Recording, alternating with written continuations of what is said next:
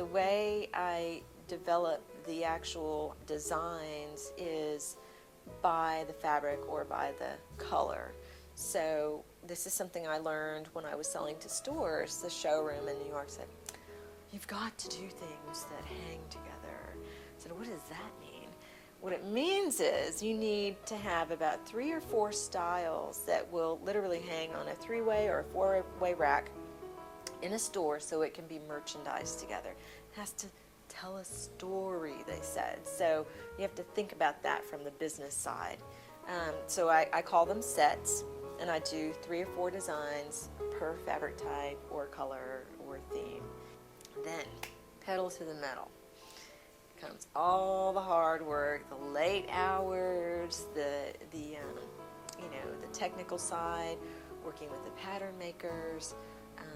I try to do as much of the pattern making work myself as I can, because sometimes it's really hard to convey what your vision is to someone else who may have a completely different aesthetic or may just not understand what you really want. And so the process working with a pattern maker is a little bit longer because it takes time to refine things, as opposed to me just getting out there and doing it myself. But then again, I have a business to run, so I can't do everything. From there, we go to making mock-ups, and we check the mock-ups for to make sure the style lines are going to work, and also for fit. And then we go back, we refine it. Once we've got everything refined, we make our first sample in the actual fabric, because just because you created a great mock-up in muslin fabric doesn't mean that it's going to translate perfectly over to the real fabric. So make our first sample. If we need to make a second sample, we will. And that whole process involves cutters and sewing operators or seamstresses and fit models. There's a big difference from designing a collection that's really all me and my voice and vision versus working with a private client who wants me to design something custom for them. The process with an individual client is I have a consultation and I find out as much as I can about them. What is the event they're wearing the dress to? Are there certain types of silhouettes that they're drawn to, that they love? Are there certain things that they really don't want to have on the garment? What's their budget? Do they have a preference for color?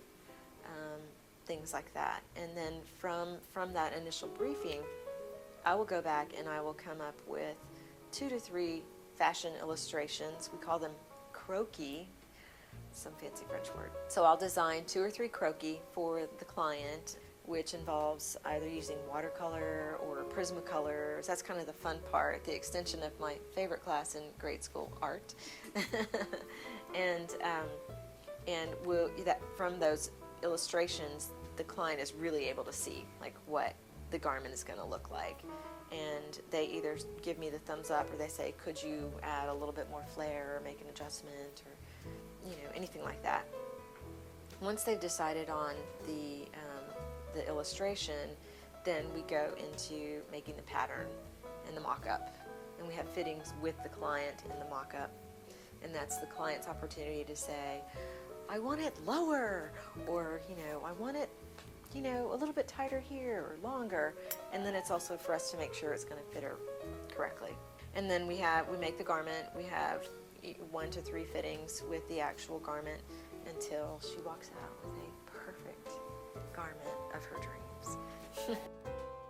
Once I have the collection complete, then you really step into the sales and marketing aspects of the business.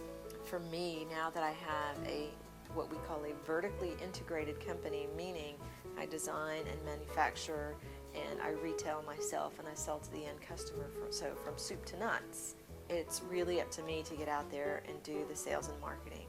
So, for example, in about 5 weeks, I'm producing a very big fashion show. It's called Runway to Heaven.